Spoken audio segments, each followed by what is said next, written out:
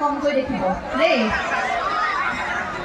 নমস্কাৰ, আশা কৰোঁ আপোনালোক সকলো কুশলে আছে। আজি শ্বহীদ সুৱৰ্ণী মহাবিদ্যালয়ৰ নৱাগত আদৰণি সভা, গতিকে আৰম্ভণিতেই এই অনুষ্ঠানটিৰ মধ্যমণি অৰ্থাৎ এই মহাবিদ্যালয়ৰ নৱাগতসকল প্ৰতিগৰাকী নৱাগতলৈ অফুৰন্ত শুভকামনা জ্ঞাপন কৰিছোঁ। আপোনালোকে এখন অপ্ৰাদেশিকৃত মহাবিদ্যালয় নিজৰ বাবে আপোনালোকে বাছনি কৰিছে আৰু আপোনালোকে যে মনতে সিদ্ধান্ত ল'লে যে এইখন মহাবিদ্যালয়তে আপোনালোকে আপোনালোকৰ আনুষ্ঠানিক শিক্ষাৰ উচ্চ শিক্ষা আৰম্ভ কৰিব, গতিকে শিক্ষা জীৱনৰ আৰম্ভণিত আপোনালোকক এই শুভকামনা জ্ঞাপন কৰিছোঁ। অশেষ কৃতজ্ঞতা জ্ঞাপন কৰিছোঁ এই সভাখনিৰ সন্মানীয় সভাপতি মহোদয় প্ৰমুখ্যে, সন্মানীয় বিধায়ক মহোদয়, লগতে প্ৰতিগৰাকী জ্যেষ্ঠ প্ৰতিগৰাকী এই মহাবিদ্যালয়ৰ শিক্ষাগুৰুৰ চৰণত সেৱা জনাইছোঁ। প্ৰতিগৰাকী সতীৰ্থলৈ শুভকামনা জ্ঞাপন কৰিছোঁ।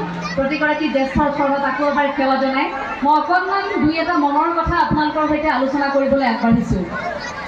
কিন্তু কথাখিনি কৈ থাকোঁতে আপোনালোকৰ অকণমান সহযোগিতা লাগিব, গতিকে সহযোগিতা আগবঢ়াবনে? ঠিক আছে, সকলোৰে মনটো নিশ্চয়কৈ আপোনালোকৰ যি সাংস্কৃতিক অনুষ্ঠান আছে, সাংস্কৃতিক অনুষ্ঠানৰ বাবে মনটো বেছি ব্যাকুল হৈ আছে। সঁচাকৈ ক'ব, কিন্তু আপোনালোকৰ এতিয়া বৰ বেছি দীঘলীয়াকৈ কথা শুনি থকাৰ মন কিন্তু নাই, গতিকে মই বৰ বেছি দীঘলীয়াকৈ নকওঁ, দুই এটা মনৰ কথাহে আলোচনা কৰিম। অকণমান সময় ধৈৰ্য ধৰক আৰু তাৰ পাছত আপোনালোকৰ এগৰাকী কণ্ঠশিল্পী আহি আছে, তেখেতে গীত পৰিৱেশন কৰিব। আপোনালোকে যিমান পাৰে ফূৰ্তি কৰিব, আনন্দ কৰিব, কাৰণ আজি আপোনালোকৰ দিন, হয়নে? এজন ছাত্ৰৰ এটা কাহিনীৰে আৰম্ভ কৰিছোঁ। ছাত্ৰগৰাকীৰ বিদ্যালয়লৈ যাবলৈ ইমান মন নাযায়, পঢ়া শুনাত খুব দুৰ্বল আছিল। বিদ্যালয়লৈ যাবলৈ মন নোযোৱা সেই ছাত্ৰগৰাকীৰ কিতাপৰ প্ৰতি অনীহা, তেওঁৰ শিক্ষাগুৰুসকলৰ প্ৰতিও লাহে লাহে অনীহা আহিল। তেওঁ পঢ়িবলৈ মন নোযোৱা সেই ছাত্ৰগৰাকী খুব দুৰ্বলো আছিল পঢ়াত। এদিন বিদ্যালয়ৰ পৰা উভতি আহোঁতে তেওঁৰ হাতত শিক্ষকে এটুকুৰা কাগজৰ টুকুৰা দি পঠিয়ালে আৰু তাৰ পাছত ঘৰলৈ উভতি আহি তেওঁ মাকৰ হাতত সেই কাগজৰ টুকুৰাটো তুলি দিছে। তেতিয়ালৈকে মাকে গম পোৱা নাই যে কি দিছে। মই বহুত জানো, মোৰ শিকিবলগীয়া নাই বুলি যদি ভাবে, তেন্তে সেই গেটখনৰ ভিতৰত সোমাওঁতেই আপোনালোকৰ সেই চিন্তাটো এই শ্বহীদ সুৱৰ্ণী মহাবিদ্যালয়ৰ গেটত সেই সস্তীয়া চিন্তাটো দলিয়াই থৈ আহিব।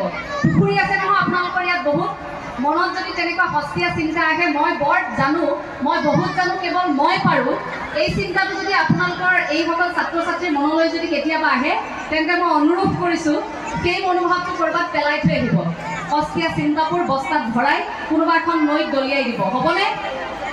মনত শিকিম বুলি আহিব, শিকাৰ জিজ্ঞাসা লৈ আহিব, হেঁপাহ লৈ আহিব। APJ আব্দুল কালামৰ শিক্ষানীতিৰ কথা যদি আমি কওঁ, চাৰিটা দিশ তেওঁ উত্থাপন কৰি থৈ গৈছিল। প্ৰথমটো আছিল গৱেষণা আৰু লগতে অনুসন্ধান।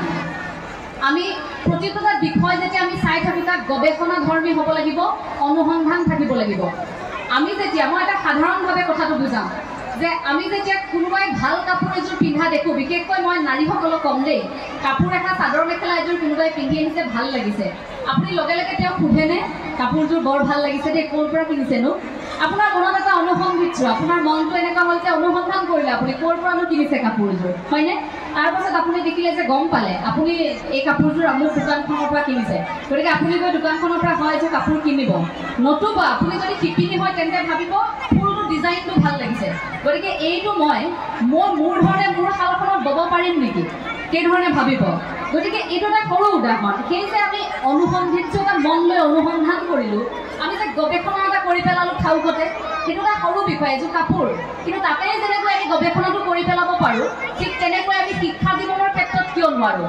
এই যে আমি আনুষ্ঠানিক শিক্ষা গ্ৰহণ কৰি আমাৰ জীৱনত পোৱা বিভিন্ন ধৰণৰ অভিজ্ঞতা, বিভিন্ন ধৰণৰ আমাৰ প্ৰতিটো খোজে খোজে পোৱা যিবোৰ শিক্ষা, তাক লৈ আমি মনটো অনুসন্ধিৎসু কিয় কৰিব নোৱাৰোঁ? আমি গৱেষণাধৰ্মী কিয় হ'ব নোৱাৰোঁ? গৱেষণা আৰু অনুসন্ধানে শিক্ষাৰ অন্তত কিছু আপোনাক এনে উপহাৰ দিব, যি উপহাৰ কেৱল আপোনাৰ নহয়, আপোনাৰ সমাজখনৰ বাবে, সমগ্ৰ বিশ্বৰ বাবে উপকাৰী হ'ব। সেই উপকাৰেহে আপোনাক মনত ৰাখিব, আপোনাৰ নামটোৱে মনত নাৰাখে। আজি মই যদি অকল এঞ্জেলা চাংমাই হৈ থাকোঁ, এঞ্জেলা চাংমাইৰ নামটোৱে মোক নোখোৱায়।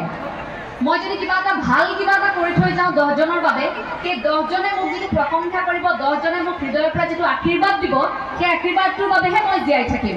গতিকে নামটোৱে, আসনখনে আপোনাক কিমান দিনলৈ জীয়াই নাৰাখে, যিমান দিনলৈ আপোনাৰ গুণ গৰিমাই আপোনাৰ ভাল কামেৰে আপোনাক জীয়াই ৰাখিব। আজি আমাৰ মাজৰ পৰা হেৰাই গ'ল জগতগুৰু শ্ৰীমন্ত শংকৰদেৱ গুৰুজনা, হেৰাই গ'ল সুধাকণ্ঠ ডক্টৰ ভূপেন হাজৰিকা, হেৰাই গ'ল কলাগুৰু বিষ্ণুপ্ৰসাদ ৰাভা, হেৰাই গ'ল। এই সকলো লোক হেৰাই যোৱাৰ পাছতো আমি তেওঁলোকক মনত ৰাখিছোঁনে? পৃষ্ঠাই পৃষ্ঠাই আমি এতিয়াও পঢ়িছোঁ, এতিয়াও পঢ়া